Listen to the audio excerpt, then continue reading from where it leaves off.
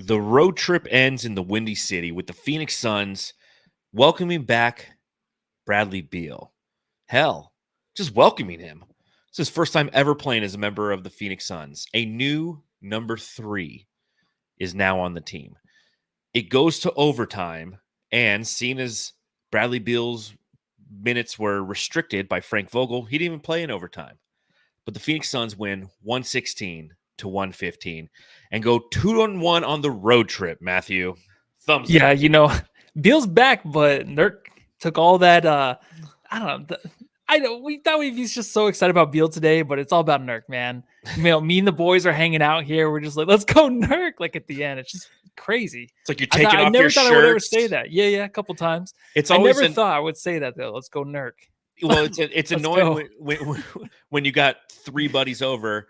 And like you got the N, and then the next person's got the U, and the other guy's got the R, and your 4th buddy forgot to do the K. He also did an N. Yeah, you're like, let's go Nern. Like, let's go Nern. This is a nerd. My mom had to come over, and then she had to paint her stomach.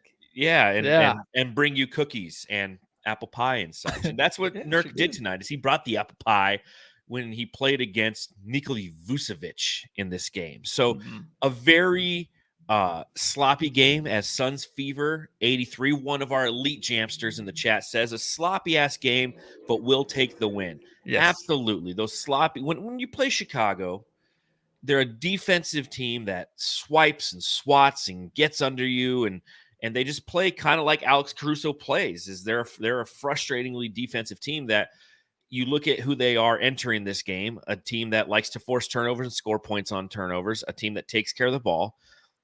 And the Phoenix Suns ultimately did oblige them. They ended up turning over the ball a total of 22 fucking times. Jeez, man. Leading to 30 of the Bulls' 115 points. Like, but we got the dub, and that's what's important. Yes. We're 500, baby. We're 500. Yeah, I never thought I would see the day. I thought this season was over. Those turnovers, they'll dwindle down to like around 6 to 7 per game, maybe, when we got everything together and all these guys come back. So just as long as we got that W, dude, I'm excited we get this one, and I'm excited to cheer on Nurk, my new favorite Phoenix Sun. Just ordered his jersey, the Elvaye Nurk jersy. Nice. I'm excited for this. And so in like 2 years, you could put duct tape on the back, and then. Yep. Because he's number 20 as well, isn't he?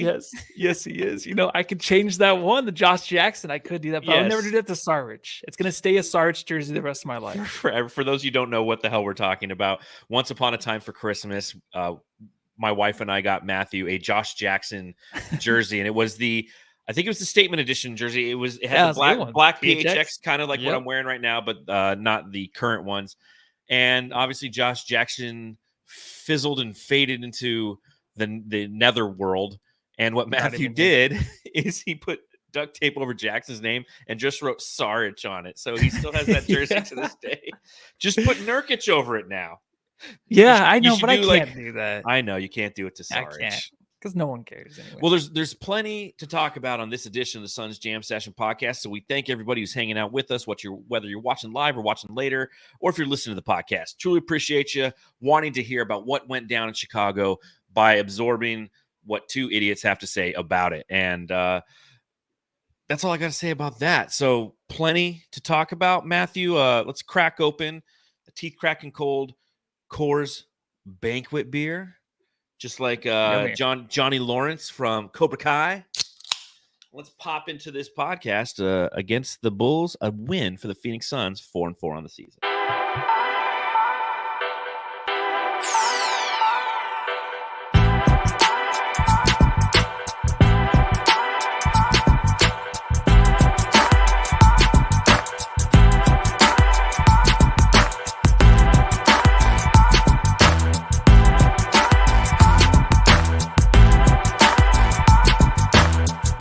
Right, it's a win for the Phoenix Suns tonight in Chicago, finishing the road trip 2-1, a 1-point victory. So, as per usual, after a victory, shout out to Biscuits and the Bear in the chat. Give us a super chat, whatever the Suns win total is. Biscuits and the Bear is donating that total to the podcast, and it just so happens to be one crisp George Washington, $1 tonight, because the Suns do win by a final score of 116 to 115. So thank you to Biscuits and the Bear for doing that. And I got a question for Matthew, because I always do. Oi, Matty. Mate, I've got to ask.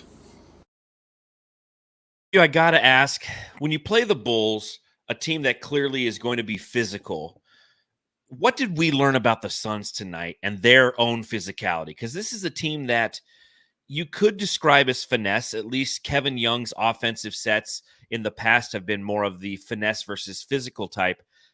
Did they show a little edge and gain your trust as a physical team, or are they still a finesse team, in your opinion? I think finesse for sure. Right now, yeah. I was watching the game with my sisters, and we got out to that huge lead in the beginning of the game. Like, oh, this is easy. But then all of a sudden, the Bulls come back because they are physical. I'm like, wait, this team is soft.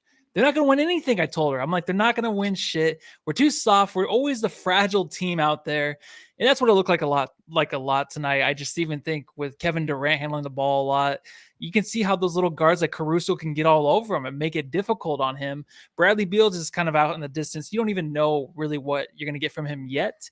But it's just, you don't count on him as to be so physical. I know getting into the lane, he can definitely do that. Tonight he tried to, didn't get a lot of foul calls. But you don't think about it. And it's just like Okogie and Goodwin. Those are your two like dogs, right? Those are the two guys that you want, in the game to try to hold a lead and try to maybe extend the lead by forcing turnovers, getting some runs. But it's just, even those guys just kind of like, they're not like, I was going to ask you, like, when you see Caruso, it's just like, damn, I wish I had Caruso instead of those guys. You know what I mean? Because he's just such a difference maker. It does still scare me, though. Does it scare you? I know they're not fully healthy right now, but Shaq always called us soft with DA. Yeah. We're just still like the soft team, kind of. And it kind of sucks. See, I actually think there was somewhat of an evolution through the game because they realized how it was being officiated in the first half. Because Caruso and Javon Carter, former Phoenix Suns, you have those guys who are dogs on defense and who, from a positioning standpoint, they're going to continue to push and push and push until the whistle blows. It's kind of like a pitcher in baseball who's got a slider, and he's going to keep peppering that outside corner and go a little bit further out each time until it's called a ball, so he's a good understanding of how the umpire is going to call it. And that's what you get when you play against a team like Chicago that – good, bad, or indifferent. God, I always fucking say that. Good, bad, or indifferent. I gotta stop saying that. I heard that last pod. I was like, do you really say that all the time? I think somebody said it in like a chat. They're like, hey, I only had to wait 58 minutes until Voida said good, bad, or indifferent. Yeah, well, at least it makes sense. It's not the two as well that I say 3 times a pod. but I think when you're playing a team like the Bulls that doesn't have really a lot of offensive firepower, Zach LaVine is somebody who can fill it up. DeMar DeRozan can fill it up as well. But outside of that, it's a lot of guys who just have to be pesky and have to be a roster of essentially fuck shit up guys. And that's what they're going to do, is they're going to continue to push and push and push until the whistle blows. And I feel like that was kind of what Frank Vogel did, and took the troops in at halftime and said, listen, we have to match their physicality. We have to, on the defensive end, they're swiping at everything. We got to swipe too until we get the whistle blown on us. So from an offensive standpoint, yes, I believe that we are a finesse team. When you have Kevin Durant, he's pure finesse. He's not power. Bradley Beal can be power given his size, but he's finesse as well. And then Nurkic on the interior can be physical, but doesn't always play as physical, at least in our short time frame of watching him play here in Phoenix. He doesn't have that continual physical presence because he lacks the athleticism to do so. But what I appreciated is the fact that the Phoenix Suns decided, you know what, we are going to be physical on defense. And you saw that in the last 2 minutes of the game, especially how they were swiping and they were causing disruption and they were causing turnovers of their own. Unfortunately for Phoenix, they didn't have the same efficiency on the other end of the court by scoring after turnovers like the Chicago Bulls ultimately did. No, and I think you're kind of working some guys into the lineup like KBD, who is definitely one of our better defenders and can be physical at times, but he's kind of gaining confidence in that way. It's like Okogie and Goodwin are just hit and miss. Like, I feel like we're going to have those games where Okogie and Goodwin together just dominate a game, and you're going to be like, oh, those two guys, they changed the game. They won the game for us. But it's not a consistent thing with the Suns team. I think Booker, he from what I've seen, he's been really physical. But then when I do say that, I think about, the injuries. Then I'm like, don't be too physical. KD, don't be too physical. Like, hit his knee today, went to the scores table. He's like, I'm good. He'll probably be out next game. Yeah, that's what I think about in my head. Like, I'm just like, of course, I always say that too. I always think about that in my head. It's like, where else do you think about it, Matthew?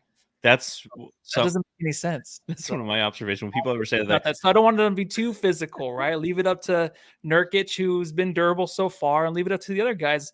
I think once they figure out the rotations and then they stop turning the ball over so much, I think the defense and the physicality, it'll kind of get there because they need to be that team out west. They can't be all frail and just like, just kind of weak in those areas. Otherwise, they're going to get walked all over again in the playoffs. And that's why a game like this is so key, because it's kind of a reminder like, hey, physicality can win basketball games, and physicality is what ultimately won this game, in my opinion. What won this game also, in my opinion, was a combination of things. And they were both things that came from the DeAndre Ayton trade. Who do you want to start with, Nurkic or Grayson Allen? Grayson Allen? Okay, we'll do the Grayson Allen drop then, if I can find it. There it is.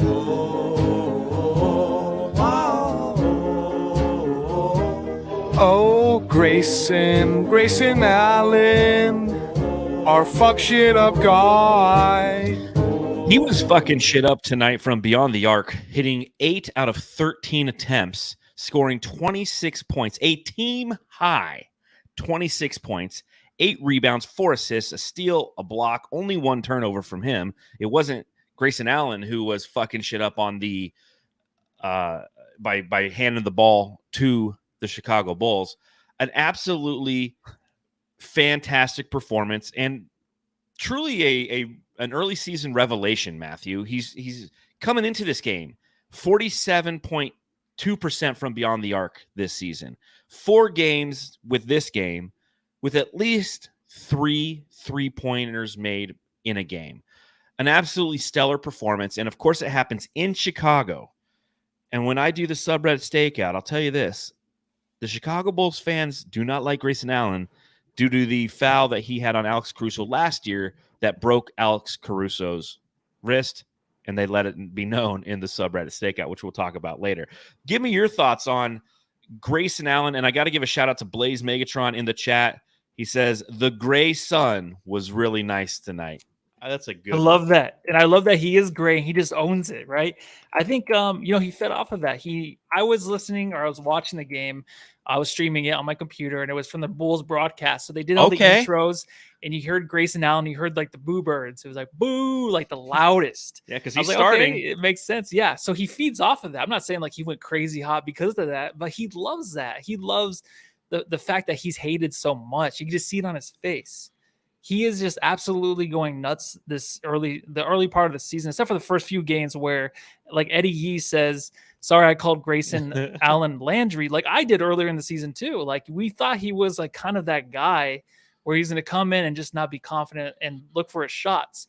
I thought he should have shot the ball even more tonight. I think at the very end, yeah, he was passing up. Yeah, he should have. And there was some he passed up on, and I think that him doing that, I was like really shocked because out of every player on the team, I feel like he has the most confidence in himself to do what he wants to do on the court in limited ways, right? I mean, we've seen the dunks. Those dunks are kind of insane. You don't expect him. He had another one today on the fast break, but he's quicker than we think.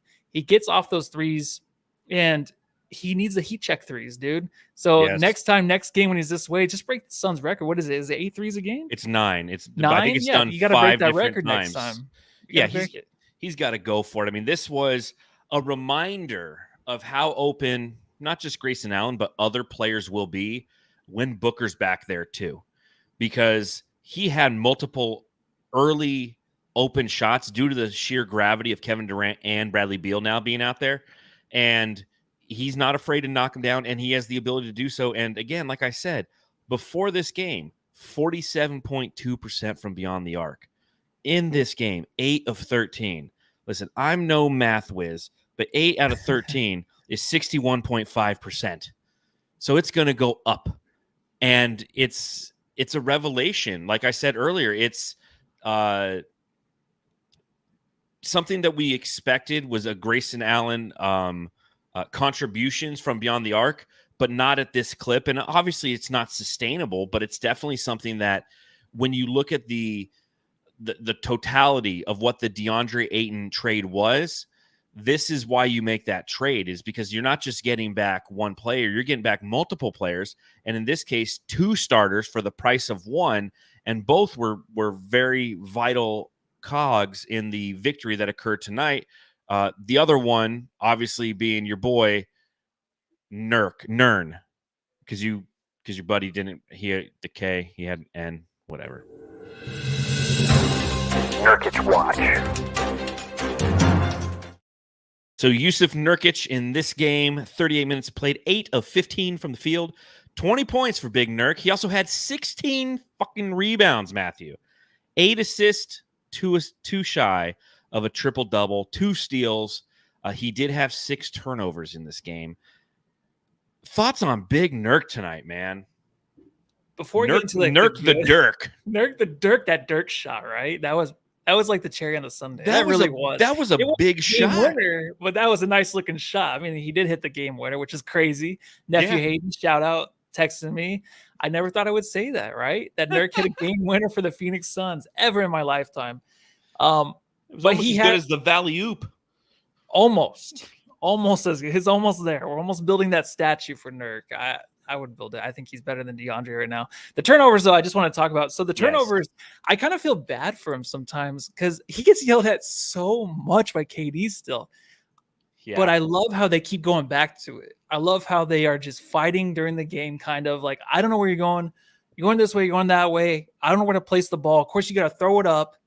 But it's like every time they go to the timeout, I'm like, dude, like they're like kind of jawing at each other. And that's fine because they go straight back to it. They're like back the next play. They're doing the pick and roll. He's playing point Nurk.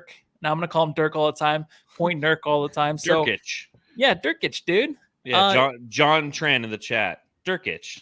I love it. There's so many play on words with his name, isn't there? The Fabio, the Nurkwitsky. It's endless. These are Keep great. it going, Jams. But it started at the beginning of the game, like the first quarter. I mean, the first part of the first quarter, he looked really good, man. I mean, he had 3 straight basic, like wide open shots towards the rim. Him, Beal, and Kevin Durant look so good together. Yes. I don't think him and KD were ever that open the first part of the season yet, like just like that. But what Nurk can do now as a point guard for this team, and when, I was going to say when Booker fills in for Grayson Allen, but Grayson Allen does his best Booker impression tonight. When that happens, like it's going to be very, very unstoppable. And you saw a glimpse of it in the first part of the first quarter because Beal did get too tired, right? So you kind of saw a really good glimpse of it. He was sucking wind. He really was. And then it got a little too physical in the game for the Suns. And then it was just, kind of downhill. Luckily, they got the win. But I just love, this is the best game I feel like Nurk has had so far, right? Like this is apex Nurk, I think, for sure. Apex Nurk. Yeah, I mean, you take a look at what he's done thus far this season. Prior to tonight, his highest point total was in the season opener against the Golden State Warriors, where he had 14 points. So he scored 20 tonight. As El Sol says in the chat, Nurkic. He was obviously very vital, as you mentioned, with KD and with Beal out there tonight. Nurk is the one who benefited, and he took advantage of it. And he played against, Nikola Vucevic. Is he the poor man's Dirk? I mean, Nurk. See, we're gonna... Yes, they're almost like the Spider-Man meme, though, looking at each other, because he had some good plays on Nurk too, but Nurk is like the better version of him. Except on the drives. I feel like Vucevic can drive. Yes. He has a little bit more athleticism on the drives. But when I saw this matchup, I go, oh, this is like the ideal matchup for Nurk, because that's the challenge. Sarah Tran in the chat, Jerkic. It's so good. The shit writes itself. We love you, Jamster. The pod. This is it. Here you go. Look at this one from Eddie Yee. Nuclear bomb. These are fucking fantastic. Oh, I love you guys. What was I saying? Oh yeah, beginning of the game, he I can't read these. Just Nurkic. But he was like when you saw this matchup, you knew it was going to be a great matchup because he was playing the mirror image of himself. When you're playing against Anthony Davis or those athletic bigs, you know he's going to suffer. When he's playing slow-mo guys, you know he has a chance to really be effective because he too is slow-mo. I'm really excited for when we play the Pelicans because I feel like Jonas Valanciunas and him, it's going to be like two atoms split and it's just going to be like a nuclear bomb. And whoever like is left standing wins the game because they're both just like big, physical, slow-ass dudes, in my opinion, from the outside looking in. So when you see that as the matchup, you go, okay, this is an opportunity for him to be effective. And effective he was. I mean, Vucevic was 11 of 18 from the field for 26 points and 6 rebounds. But it was Nurkic who was getting the rebounds. It's Nurkic who had 16 rebounds, 9 defensive, 7 offensive rebounds. And that's what's valuable, and that's what you need from him. We just need solid rebounding so KD doesn't have to be in there every night getting boards or providing help on the boards. So a fantastic game, in my opinion, from Nurkic. And again, like you mentioned, the game winner, and he did get raked up and down his face, the back, the front, his whole dome is just he's gonna look like I don't know, like Deadpool with just like scratches everywhere. When he takes off the mask and he's got this like acne face, like that's Nurkic when he's flying. when he has like the moon face. Yeah, I don't know. Yeah. Yes.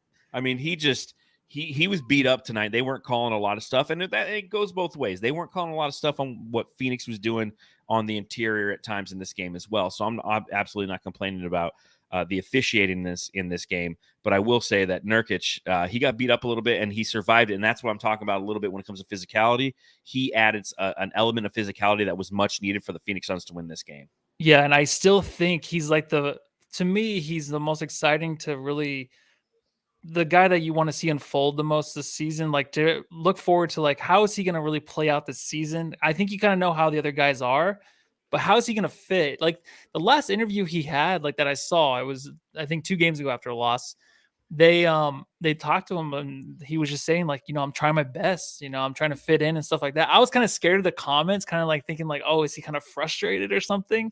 But he really is trying to find his way. So it's going to be kind of exciting to see how he unfolds. And if he can have more consistent games like this, because I feel like he can, it has to be kind of the right matchup. Yes. But like when you have those other 3 guys, it doesn't matter who he's kind of being guarded against. Like he'll have some pretty decent games like this. Not as good with the rebounds maybe, but statistically it's going to look pretty solid. He's going to be, again, it comes back to the word fit. He's going to be the right fit when this roster is completely healthy, at least from a starting 5 standpoint, because he's going to be allowed to do a lot of the things that he did tonight. I mean, again, he had 8 assists in this game, which was second most on the team behind Kevin Durant, who we'll talk about here in a bit. But that's huge, and that's where he can be effective. We know what's going to happen on the defensive end is he will be targeted, high pick and roll to pull him away from the interior because he's effective on the interior as a rebounder. And as a potential shot deter / shot blocker. So you pull him out, then you blow by him. And that's going to be what's going to frustrate the shit out of us from a defensive standpoint throughout the season, and especially come playoff time. From an offensive standpoint, when he's got those guys around him, he can really, due to his high basketball IQ, dissect. And we saw a lot of that tonight. And a lot of it, if you go back, it'll be interesting to go back and watch the 6 turnovers that Nurkic had. I bet you 3 of them are purely because of lack of correct positioning by his fellow teammates and or the fact that they just haven't learned their spacing yet. It's 8 games into the season plus, 5 preseason games where they all played like a quarter and then a half. They're still learning each other's spots. They're still learning when and how to cut. I mean, you see it multiple times. Kevin Durant's obviously had a bunch of turnovers this year, and part of those turnovers is from when somebody will just start cutting. And he's like, dude, like, hold on just one more second. I don't need you to cut, because he's throwing it to where the guy was and he takes off cutting. So much more to come on Nurkic. Enjoy tonight, Jamsters, because this is a positive Nurkic game. They'll come back on and play against the Lakers on Friday. Anthony Davis will play, even though he's been out. I know, because he's on my fantasy team. And Davis will cook him and be like, Nurkic fucking sucks. So enjoy it tonight, because he doesn't suck tonight. She said you're not the only one, but you're the best, Bradley. Boom, boom. You finally see Bradley Beal in a Suns jersey tonight on a minutes restriction, only plays 24 minutes, scores 13 points, has 4 assists, has 4 rebounds, couple blocks as well. Shot 3 of 12 from the field, Matthew. Initial thoughts on Bradley Beal, the newest number 3 in Phoenix Suns franchise history. Sucked. No, I'm just kidding. It was fine. I mean, I didn't expect too much. I mean, did you? The game he played tonight is exactly what I thought how it would unfold. Rusty.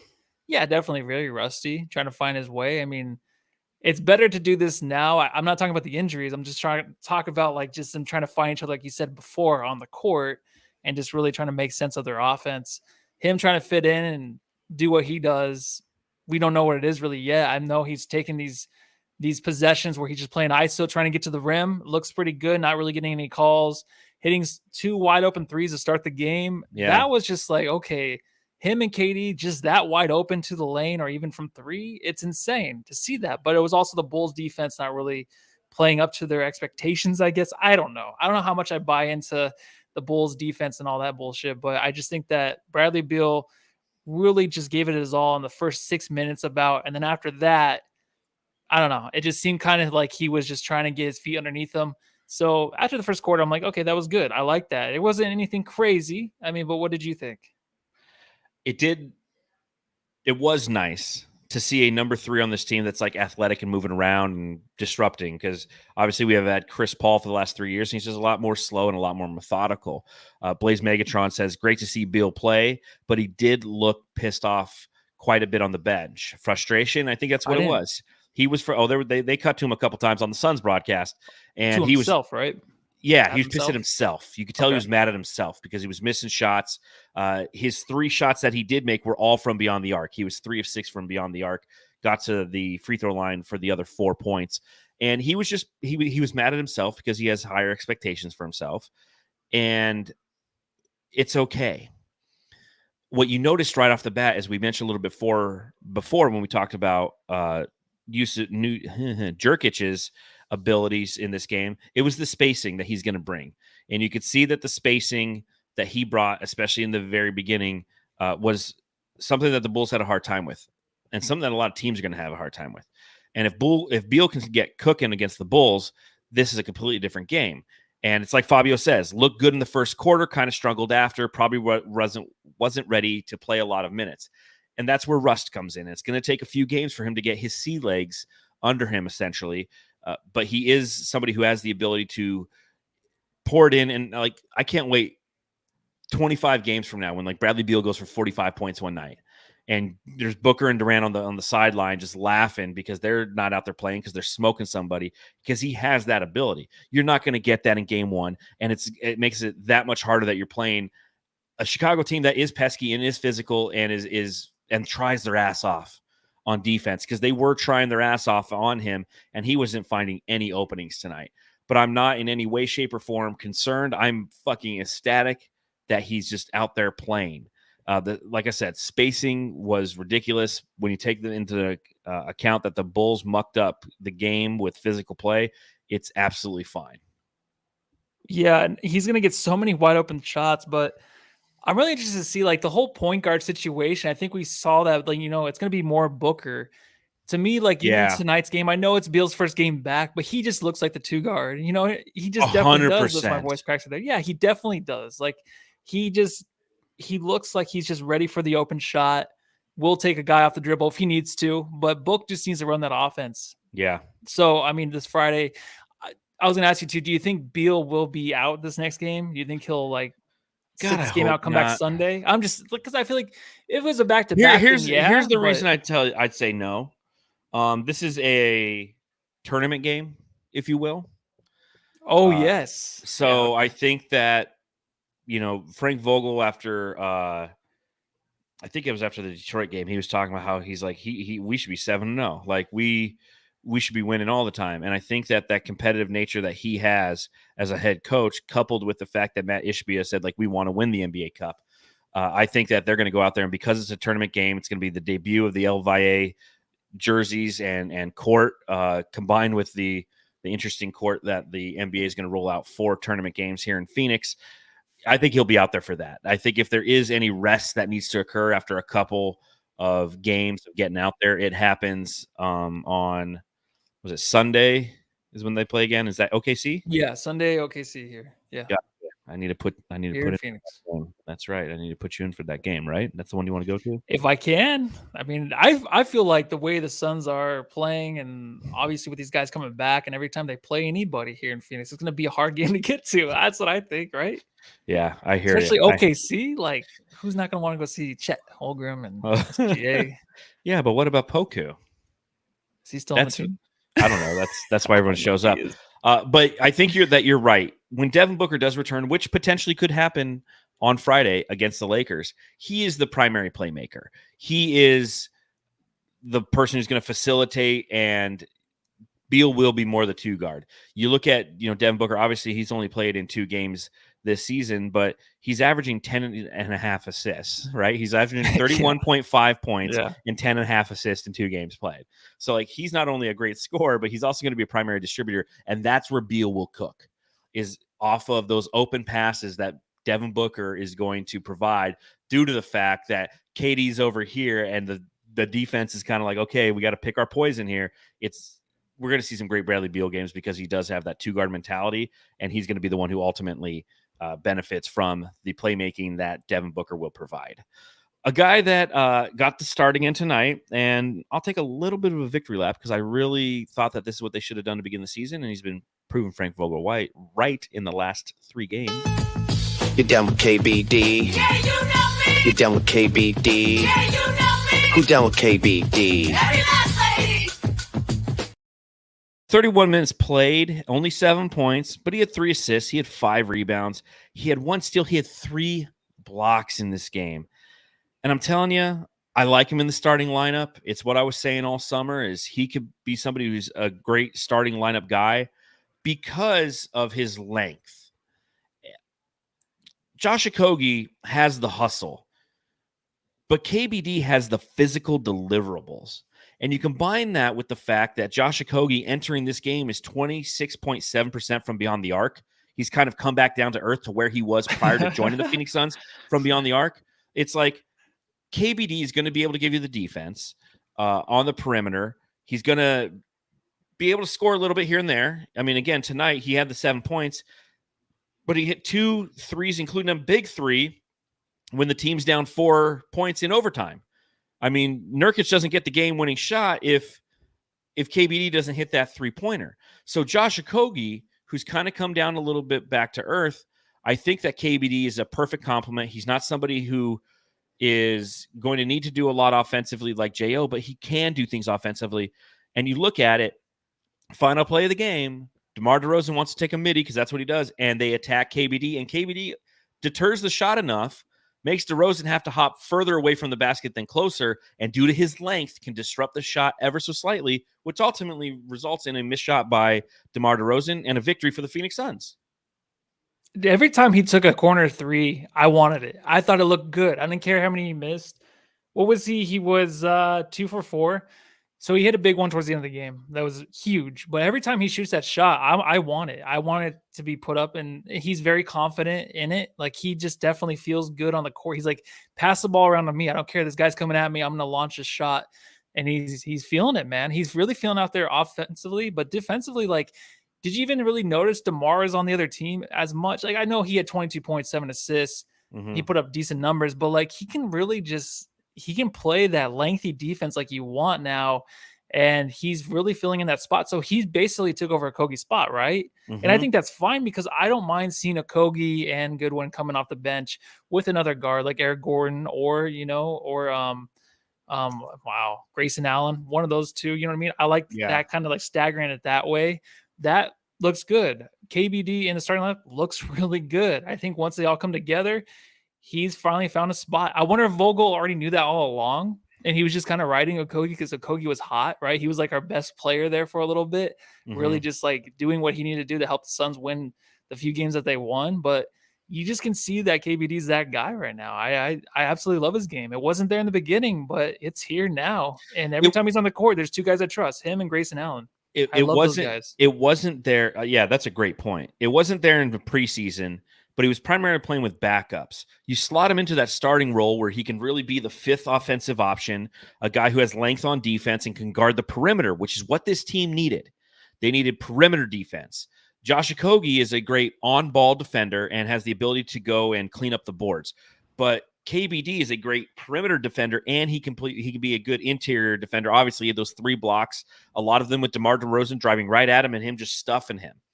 Okay, so I think that, like you said, I can count on Grayson Allen, obviously, because he's shooting like 55% from beyond the arc. It's just, that's ridiculous. So to say that you can count on him is like, yeah, but KBD, you can also count on him on both sides of the floor, I feel, because you have to.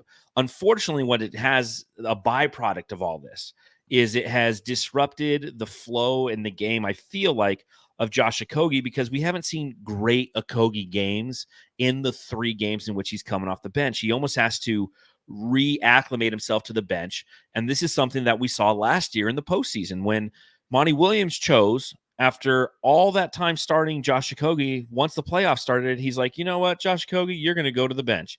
And Josh Okogie went to the bench, and he played horribly throughout the entire playoff run. This guy who, and there's reasons for that, right? Because if you go to the bench, somebody like an Okogie or somebody like KBD, there's more onus on them to perform because they become, instead of being the 5th guy on offense, they're bumped up to like the 3rd guy.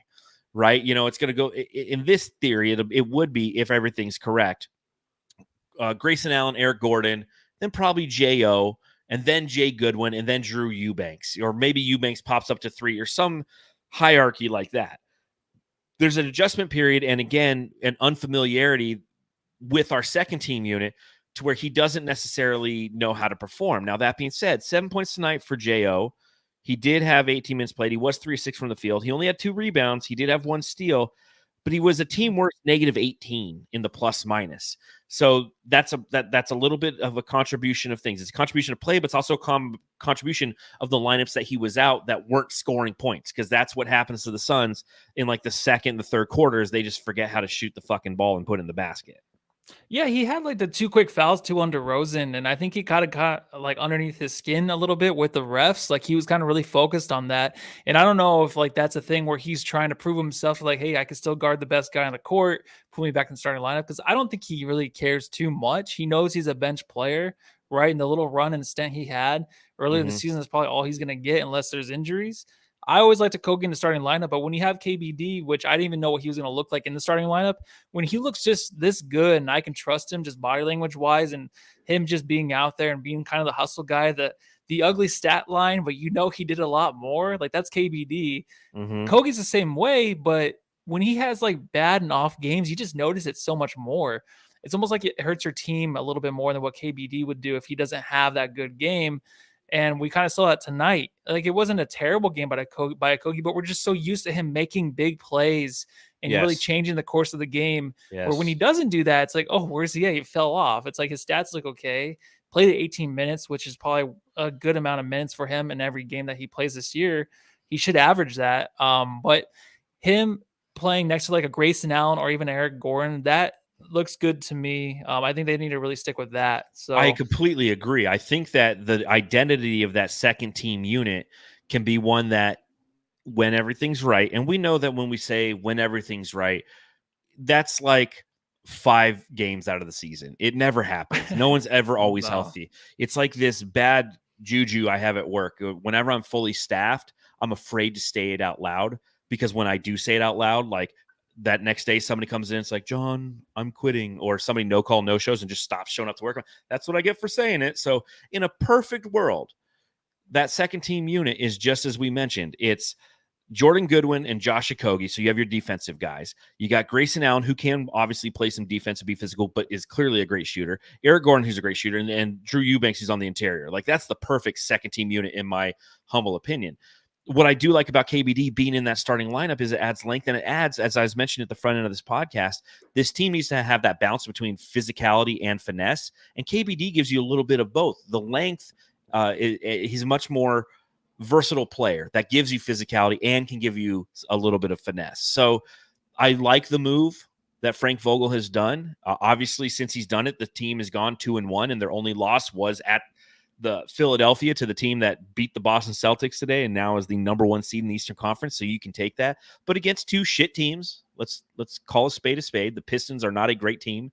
The Chicago Bulls are a gritty team, but they're not a great team. I would call them a shit team, if you will. Forgive me, to all my Bulls fans who are watching right now, because we know that they're flooding the chat. Just throw it out there. I'm just throwing it out there. Just somebody will snip that and be like, "Look what they're saying about you in the Valley. You won by 1 point." Shit team.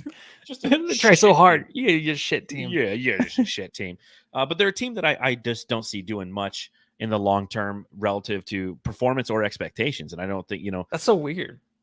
Isn't What, it the weird Bulls? though? Yeah, because you got DeRozan, you got Levine. Like they're the same. It's like the fucking team. Raptors. It's like they have names, but they just can't. They're not. I guess they're not like the superstars or stars you would want. They to would really be a lead your great team in like 05, like when the Pistons were really good in those defensive. Like this is a team designed for that, because you got a guy who could pop off in Levine, who's kind of like their Chauncey Billups / Rip Hamilton. And then you got a bunch of just like but then physical just makes the bad guys. Plays. He makes And the then you Booker plays of year 3. Yeah, you're right. You're definitely right. So, but that being said, we'll see what happens and how Frank Vogel approaches the KBD / Okogie situation when we play against the Lakers, another team that's kind of big, and I can definitely see him trying to keep the rhythm going and fortify the decision that he made and fortify the confidence that you're seeing in KBD. Anything else that you got on KBD, Matthew? No, I love the guy. From Indiana University, number 23, Eric Gordon. So something that's interesting, I wrote a piece for brightsideofthesun.com. If you get a chance and you like to read, if you ever poop and you want something to read, go to brightsideofthesun.com. Great content we're cranking out over there. But I wrote a piece called A Tale of Two Gordons. And it talks about how thus far this season, when Eric Gordon starts, how great he's been, and when Eric Gordon comes off the bench, how average he's been. And granted, it's a super small sample size. Entering this game, 7 games, he started 5. He came off the bench in 2. But in those games, in the 5 games in which he started, obviously you're going to get more minutes, but it wasn't a ton more minutes. He had 31.4 minutes, whereas when he comes in off the bench, 27.9. So only about 3.5 minutes difference between starter Eric Gordon and bench Eric Gordon. But the production's completely different. 18 points, 4.2 assists, 2.4 rebounds as a starter. As a bench player, 8 points, 1 assist, 2.5 rebounds. His shooting completely different. His 3-point shooting as a starter, 39.4%. As a bench player, 27.3%. And tonight, with Bradley Beal making his debut, we got Bench Gordon. And Bench Gordon tonight was 1 of 9 from the field. He scored 2 points in 25 minutes played. I mean, Gordon's going to give you the minutes. What's the why, Matthew? Why is Eric Gordon, when he's starting, so much more effective early in the season? Again, small sample size, but so much more effective than Bench Gordon. You think it's just a chaos off the bench that kind of just confuses him and makes him flustered? He just seems like such an analytical dude, and kind of like, everything just needs to be pristine and perfect, and just make sure that you come over to his place and it just has to be spotless, leave your shoes at the door kind of guy. Like, I think he can kind of get a little flustered and frustrated on the court, especially coming off the bench, and he's playing with Utah. And I don't know if we're going to talk about him tonight. Oh, we will. That might play into his headspace a little bit. But I don't know what it is. I just think that Gordon's just like, I'm going to get the same amount of minutes basically, and the volume is always going to be there. Make or miss, I'm going to be launching these shots. Grayson Allen's hot. I don't give a fuck. I'm still wide open. So I don't think it's like a spacing thing either. He still has the space because he's so far from behind the 3. We all know that. He's limitless on his spacing. Yeah, he really is. But he's going to launch them. He's going to launch any kind of shot he has his hands on. He doesn't care. And I sometimes hate that. But then sometimes it happens, and it's just like, oh well. Like, it doesn't bother me yet. I think tonight, if we were to lose, be like, Eric Gordon, can you please pass the ball a little bit more? And we got the win, so it just doesn't. Does it bother you? It's like Joneson says in the chat. He says, Eric Gordon hits any of his wide ass open 3s tonight, we win in regulation. He was 0 of 8 from beyond the arc. So yeah, there's some validity to that. So you take like Eric Gordon's poor shooting performance coupled with the turnovers. 22, as I mentioned earlier. 3 of those came from Eric Gordon. And I'm not bothered with it. It's an interesting observation. It's like when this guy starts, he's fucking lights out. When he's coming off the bench, like the lights won't turn on. And it's funny. It's the difference between, like, you go over to a guy's house and the guy is super clean, like you said. He's organized and everything looks great. And that's Eric Gordon when he starts. But like when he doesn't start, he's the roommate who comes out and he's like scratching his nuts, and every single dish that's in the sink is from him. And it's like, is there a level of like, I don't give a fuck? No, obviously there's not. Is there a difference in confidence? I think there's a difference in aggressiveness. I think that's what I've noticed is when I see him starting, he kind of feels like, well, I'm starting because they need me to start due to injury. So I have to have a high impact on this game. So he's forcing the issue. He's getting downhill. He's going towards the basket, not necessarily drawing the contact and get to the free throw line, but he's putting pressure on the defense. And then he is hitting those shots. When you take a look at him when he's coming off the bench, you see less aggressiveness. You see more of him just hanging back and just chucking threes. They go in great. If they don't, oh well. But unfortunately, again, prior to this game, he came in shooting 3 of 11 from beyond the arc as a bench player. It is now 3 of 19. So again, I'm no math wizard, but 3 of 19 from the field comes out to roughly 15.8%. And that's not what you want to see from Eric Gordon because, again, if we have that consistent offensive force when KD sits and when Beal sits and when Booker's back and he sits, this team's unstoppable. But as I mentioned a little bit earlier, you look at the splits, and in the second quarter, the Suns only score 21 points after scoring 36 in the first. They score 31 in the third. They score 19 in the fourth. A big part of that is because Kevin Durant is sitting, and Eric Gordon can pick up that offensive slack when he's coming off the bench, and he just isn't at this point. And that's just the turnovers too. He's like in the flow of the game. I know he gets his shots off, but like if they're on runs and stuff, he just seems like a runs kind of guy. So I don't know. That's really difficult to look into that. Like, hey, were they on this like 6 or 7 point run, and then he can hit these threes? That's hard to look into, obviously, but he seems like just a flow of the game. Like when we're missing and we look bad and we're turning it over, I feel like he's just going to miss a shot. If we're all flowing and we're grooving over there, then he kind of just can fill the stat sheet. He does. He absolutely does. So just, again, nothing of major concern, Jamsters, but something to watch. Another thing to watch. Utah, the Shoot!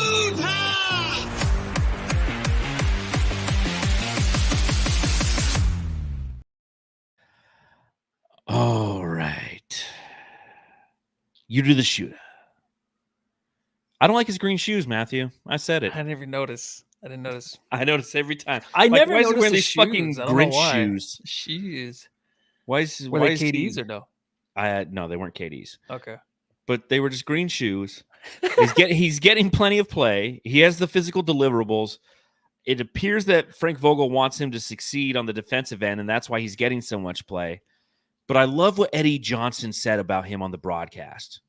He says, Yuta Watanabe is in a hurry to leave a spot. And that's a big challenge with what he is. He's not patient out there. He's always trying to be moving. And it's okay. You got to move. But at the same time, like, don't move yourself out of position. That's a challenge. Yeah, he has the old ants in the pants. It looks like that's what he has. Yeah.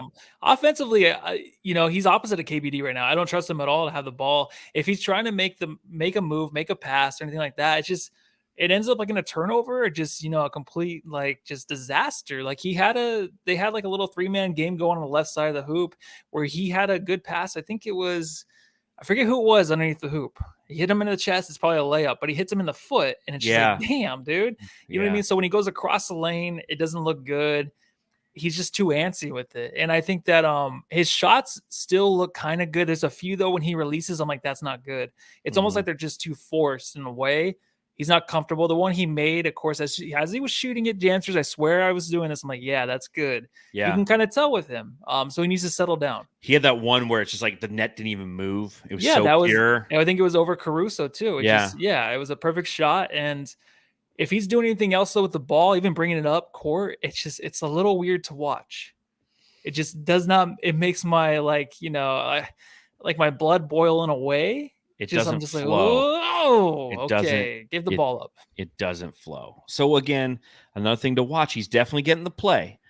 In this game, 18 minutes, 2 of 5 from the field, all that from beyond the arc, 6 points, 4 rebounds, but he had the 3 turnovers. And like Yuta, you can't be the guy who's getting all those turnovers. You can't be. It was that one pass that led to a fucking was it Vucevic fast break? Or no, it was Andre Drummond fast break dunk. I'm like, are you kidding me? It's because it's just a lazy pass from Yuta out at the top. That was a Yuta pass. He's just like, fuck it. And he's like, hey, by the way, Andre Drummond, I'm throwing it to him now. And Andre Drummond was like, sweet, I haven't had a fast break dunk since I didn't know 2012. So before we get into subreddit stakeout, Drew D'Angelo is hanging out in the chat. He says, Voider Lissy, do either of you want to join me for the Lakers game on Friday with the extra ticket that I get?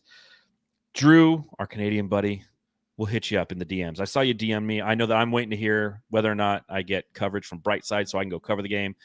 If not, maybe Matthew, you can make it to the game. We'll talk. John goes to the game, then I'm stuck doing the pod. So I don't know. We'll figure it out, though. Figure it out, though. Hey, we appreciate that. Drew's a real one. Drew's definitely a real one. So let's see. Real quick. Jones in, $1.99. Bless you guys. Your drops bring me great joy. I appreciate that. Yeah, we appreciate that. And hopefully we have something else that'll bring you some great joy. The Suns Jam Session Subreddit Stakeout.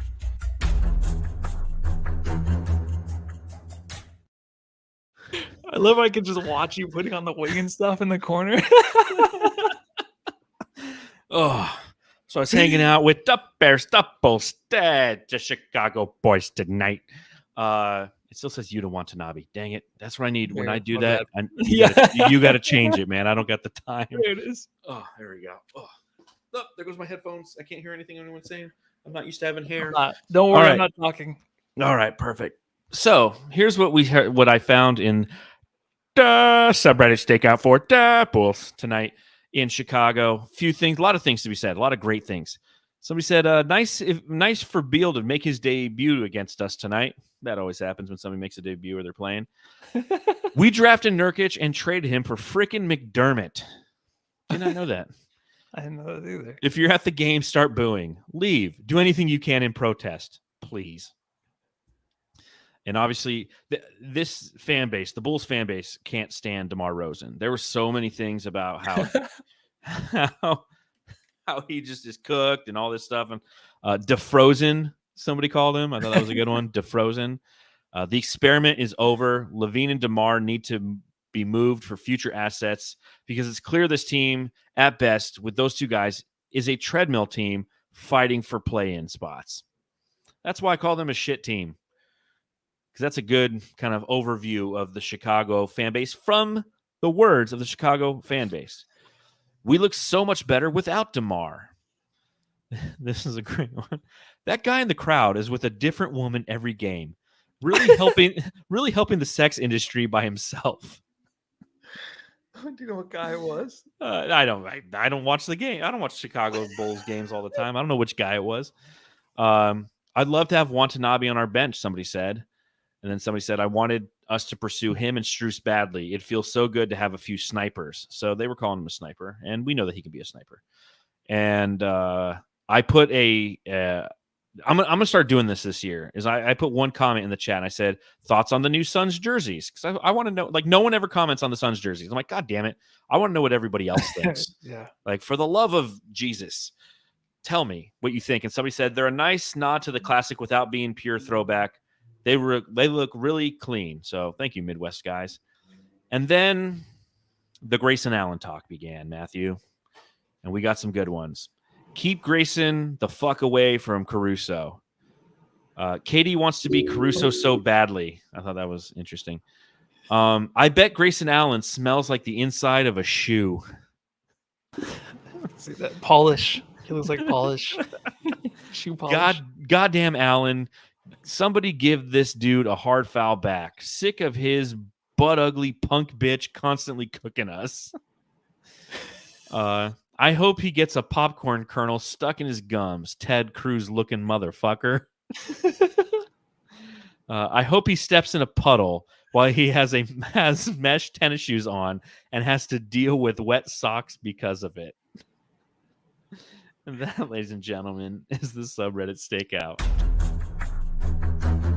The Suns Jam Session subreddit stakeout.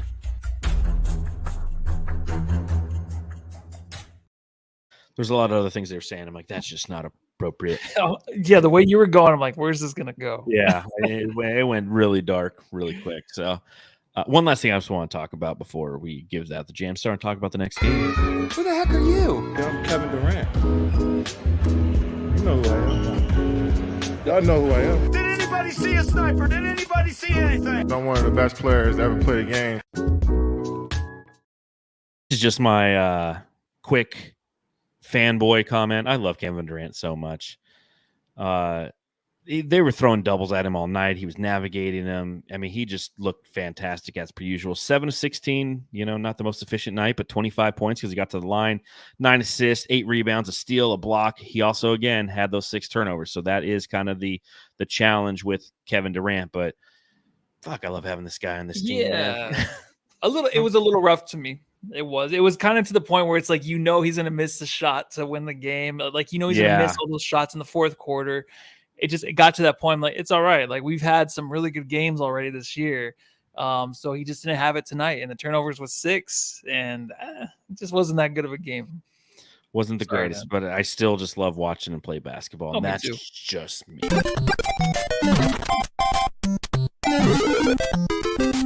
Jam star of the game. All right, Matthew, real quick. I wasn't on the last podcast and I didn't listen to it. Who did you give the jam star to last game? Oh, who did I give it to? And who did Jay Joyce give it to? Who did we give it to? Jansters, let John know because I have no idea. Let me know in the chat who did that, or I'll go back. Because, again, I'm tracking these this year. I want to see who got what and when and how. But KD scored 41, so I'm pretty sure we both chose KD. That makes sense. Let me just write that in real quick. Jay Joyce sat in for me. Thank you again, Jay Joyce from the He's on Fire podcast for sitting in me during the last podcast. I watched part of it, but I didn't watch the other part, and that's just the way it goes. When in warrior shat upon, though we die, the resistance lives on.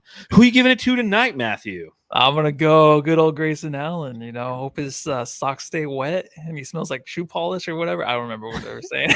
But yeah, dude, we don't win anything tonight. We don't win it if he's not draining those threes. Yeah, I really, really want to give it to KBD. I really do. I think that the defense he had at the very end of the game, that 3, they were vital. But Grayson Allen was fantastic. 8 threes tonight, 8 of 13 from beyond the arc. That's just ridiculous and fantastic simultaneously. So appreciate that. He gets the nod. It's the second time you've given Grayson Allen the jam star of the game. The last time was against the Jazz, which I wasn't here for that one either. So the Gray Sun, you did. I'm checking him now. I got him. I got him now. He'll be up there. Yeah. So so taking a look at what some of the jamsters are saying. Nurkic, of course, from David Ray. He got the winning shot. Low Suns gives it to Grayson Allen. Gotta be Allen from John Tran. Jam star from Fabio. The DeAndre Ayton trade. That's a good answer. Grayson plus Nurk. Great one. Moses. You shall not pass or whatever. Let my people go. Gives it to Grayson. Grayson from Metal Mike. Ted Cruz from Ed Soul. Allen is the jam star from Lee in the chat. Grayson Allen, Ted Cruz from El Sol. We know it. Jones does agree that KBD was big tonight, but Saltiest Gaming gives it to Ted Cruz Jr. and Allen from Blaze Megatron. I love the Jamsters, man. I absolutely love them. Can you imagine Grayson Allen seeing Ted Cruz for the first time? Like, fuck, my life is over. He's just like Spider-Man meme. Next game, 8 p.m. start on Friday against the Los Angeles Lakers, a in-season tournament game, a debut of the El Valle jersey concepts, uniform concepts, an exciting game for the fact that those things are happening. And again, of course, it's against the fucking Lakers. So let's go ahead and make our predictions. Did you predict the Suns to win this game, Matthew? You know what? I don't even think I did the predictions. You dumb motherfucker. No. All right, so Lakers. Who wins? Suns or Lakers? Lakers. Let's do Lakers. I'm sure. I'm going to do Suns for sure. Oh, okay.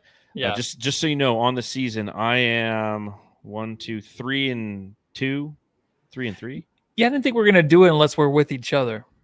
So that's only fair, right? I'm tracking the ones where we are with each other. Okay. Yeah, but I'm tracking. I our totals. didn't do a preview last game. I totally forgot. We started talking about other stuff. I just forgot. That's just unacceptable. That's just horrible programming. Geometers need to help me out. They know I forget things. Like, don't make Matthew, John play the mad. drop. They're like, Matthew, play the KBD drop. I'm like, okay. you're like, and that was KBD. Oh, by the way, I'll play the drop. I did that twice. It was awesome. Well, we're both saying Suns on this one because I'm thinking that the Suns will beat the Lakers. There's something about the Lakers right now. Anthony Davis is questionable. He hurt himself. Remember the very beginning of the season. He's like, I'm playing 82 games, and he's already missed a game tonight. And so, dude, do you know what the record is right now? It's the 3-5. Yeah, the Lakers. 3-5. Yeah, I figured. Yeah, but I feel like they've been actually like outplaying their opponents, trying their hardest. LeBron's playing a lot of minutes. Yeah, they are having some good games. They're not 3-5. Yeah, I said it before the season. I just think the Lakers are overrated. I think that I had them missing the playoffs. They're relying on Rui Hachimura. Like, make it stop. Oh, it's nasty, dude. So, Suns they almost beat them last game, the first matchup. So Booker should be back for this one. We're hoping. And it's the jerseys are not gonna be able to see each other. It's gonna be awesome. We'll see how that works out. I'm not gonna be able to see them on TV. Oh, so you better be at the game. Yeah. I want to give a quick shout out to a super chat, $5 in the super chat from Alfredo. He says, John, you are the jam star. Got a response from Ishbia for that badass art that you made. So for those of you know and who watch the pod, there's a painting that I have hanging behind me, and it came up on my memories the other day that 3 years ago this week I finished this painting of all the Suns great. So I tweeted it out and I said, what do you think, Matt Ishbia? And he responded to it, much to my surprise. But again, it just goes to show you how plugged in Ishbia is to the fan base. His response to this is he goes, looks awesome. Some amazing legends on there. Love it. And thanks for sharing. So that was a pretty cool moment. It happened when I was that is cool. I was so busy at work and I looked down at my phone. I've got like a million notifications. I'm like, what the hell happened? Who died? Who got traded? And it's like, no, Matt Ishbia commented, and everybody was commenting on Matt Ishbia's thing and being like, can you buy the Diamondbacks next? Like, come on, guys. Yeah, they're always like, and then there's always the jamsters and the responses like, hey, be on the pod. One of these days, maybe I feel like out of anybody in the Suns organization, player, coaches, he'll be on the podcast. Like, I wasn't surprised that he responded to you, man. I kind of wasn't. I'm like, dude, that's, it goes along with his whole that's season. That's why I tagged him. I'm like, if anyone's going to respond, it's Matt Ishbia. He's plugged in. Yeah. No, hey, he is just Matt, if you're watching and you want to buy it, please. That'd be awesome. And honestly, like the whole season, like this, like the intro to the 3TV, like the pregame and all that, the music, he's online. He's like Matt or Adam Silver, dude. Adam Silver is always on Twitter trying to get the reactions from the fans, what we can do to improve, what he can do to improve. Same thing with Ishbia, man. He's watching us. He's like God, basically watching us, but then doesn't give us what we want, and we have a tough life. So never mind. It's like he's Santa opposite Claus. of God. Well, here's what we're going to do. I'm going to move over here so the Suns Jam Session logo's in this. And Matthew, you can snip this part because you do a great job of snipping things and put them on YouTube and stuff. So you can snip this next part, and then we can tag Ishbia, and maybe he'll go for it. Matt, thank you again for commenting on the painting that I got right behind me. As you can see, we got it right here on the podcast, every post-game podcast for the Phoenix Suns. And Mr. Ishbia, if you want to buy it, go for it. I'd be honored if you were to buy this painting, hang it up in the office, hang it up somewhere in the arena. It's got all the Suns greats on it. So you've done a great job with the culture, and make it a little bit greater by buying this painting. Appreciate you, Matt. There you go. Snip that. Put it on the YouTube shorts. He'll watch it. I'll do it. Yeah. There you go. That's how you do it. Awesome. And Jamsters, you were here for that. Yeah. Ishbia will buy the podcast and trade both John and Matt. You know what I was thinking is the Chicago Bulls, they had the NBC Sports. The Kings have like the NBC Sports. And it's such a beautiful broadcast. And that's what Deuce and Mo, I don't know if you ever watched them. They're on the NBC Sports now. And I'm like, dude, that'd be awesome. Like if that was something here in Phoenix, and like they're like, hey, tryouts, and we get that or something. I don't know. Like you can't say F-bombs, but you can definitely we would not have a party. But you can definitely have Batman masks just hanging on your desk at work. So that's all we got, Jamsters. We appreciate you hanging out. Subscribe, rate, review, hit that thumbs up button. Too many people are watching and not enough people are thumbs upping. So by doing that, that's how you support the podcast. We'll be coming to you live after the Lakers game in some way, shape, or form. Matthew, take us home. Go home, love your Ishbias.